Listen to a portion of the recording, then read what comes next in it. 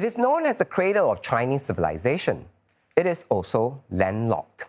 Henan has no seaport of its own. The nearest major port is some 290 kilometers away. For Henan's most famous export, distance isn't a problem. Shaolin Temple martial arts can travel anywhere. But for most goods that Henan produces, exporting can be a hassle, be it tires, EV components, or phones. Traditionally, exporting these goods meant they are loaded, trucked, unloaded, maybe warehoused, inspected, then stuffed into a container before loading onto ships. Each step adds time, each step adds cost. But by working together, local officials in Henan and Shandong managed to cut all those steps down to the minimum. Manufacturers in Henan can now load goods directly into a shipping container brought to them right at their factory's doorstep. That container then goes to a nearby inland port within Henan. Here, custom inspections are carried out. And once cleared, the container is sealed.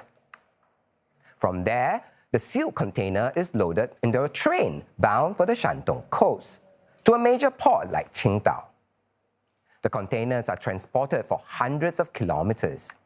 When they arrive at Qingdao port, the key difference is what doesn't happen. There's no need to unload again for checks. The sealed container goes straight from rail to ship, and then from the ship to the rest of the world. Officials say this only works by breaking down silos between agencies and provinces. All this gives inland manufacturers better access to export markets. What's more, they report this reduces logistics costs down by about 10%. But this drive to cut costs for inland manufacturers is only part of a bigger story, one that begins along China's coast. China's push for more efficient logistics isn't an overnight effort. You see a slice of that long-running push spanning decades right here in Shanghai's West Bund.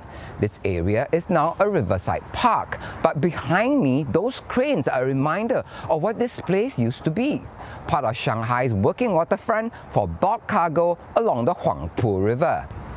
At the turn of the millennium, China's 10th five-year plan called for the strengthening of large container systems for the country's ports and outlined ambitions to raise Shanghai's status as an international shipping hub. But modern container shipping needs deep water and room to maneuver, which the Huangpu will struggle to provide. That's partly why Shanghai built Yangshan 32 kilometers offshore, where ships can berth and turn.